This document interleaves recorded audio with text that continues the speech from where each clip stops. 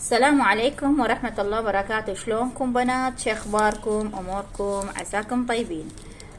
طبعا بنات، اللي دائما اني اقول لكم تتبخرون بعشبة كف مريم.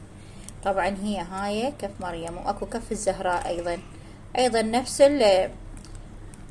نفس التأثيرات او نفس الغرض. هذه من تخلينها بالماي راح تشوفينها تفتح. سميت كف مريم، واكو كف الزهراء من العطار موجودة. اخاف وحدة متعرفة. هذا شكلها بنات، ما تكسرينها من تردين تستعملينها، ما تكسرينها، تخلينها بحجمها هي. اكو سباحة تستعملين بيها سباحة، واكو تستعملينها لا تتبخرين بيها. انت شنو اللي تفضلينه؟ اذا كان السباحة راح شو تسوين؟ تاخذين كف مريم فرد علبتين او ثلاثة او واحدة، ما راح يضر. تخلينه بماي وتنجمين هذا الماي، يوم ثاني تسبحين بيه اذا تردين للحمل او تردين مثلا لفتح القسمة، تمام، او القطع التابعة. واكو تبخير اذا تكررين كل اربعاء مثلا يكون افضل الى مدة فترة الى ساعات معينة. طبعا بنات، واكو كزبرة اذا شايفين باعي هذه الكزبرة.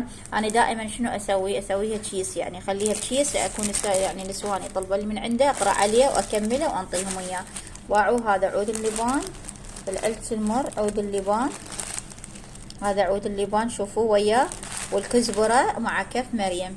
هذا تبخيرة دائما تبخرون بيها البيت. طبعا إلها ساعات معينة بنات، إلها ساعات معينة، خاصة وإذا كانت للعلاج. إذا كانت للعلاج بعد تبخرين بيها الظهر من الوحدة إلى الرابعة، الظهر من الوحدة إلى الرابعة ليلا. وطبعا هذا إذا كان بالظهر تبخرين الظهر من الواحدة إلى الرابعة.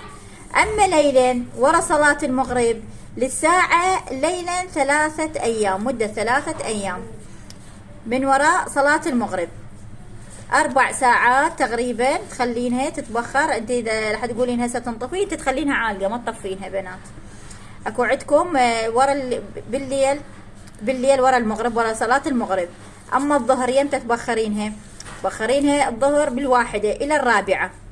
اذا كانت للعلاج هاي مدة شقد؟ مدة اسبوع كامل، مدة اسبوع كامل. اذا كنت تردين للحمل او كتردين فتح قسمه، او تردين تتخلصين من التابعة. عليش تابعة؟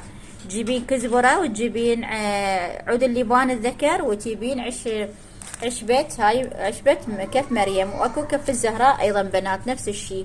عند العطار موجود. اكو سباحة واكو تبخير. سباحة تخلينه بماي وتنجمينه، يعني تخلينه تحت النجوم بالليل وصبح تسبحين بيه، اوكي. واكو تبخير يكون لها ساعات معينة مثل ما قلت لكم اياها. عندكم التبخير ظهرا من الواحدة الى الرابعة، وبالليل ورا صلاة المغرب، مدة اسبوع كامل. داومين على هذا، كل عوارض عندك ان شاء الله راح تتخلصين من عندها.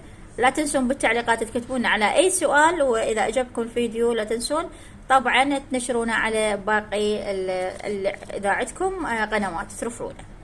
نقول لكم مع السلامة، تمنياتي لكم بالتوفيق.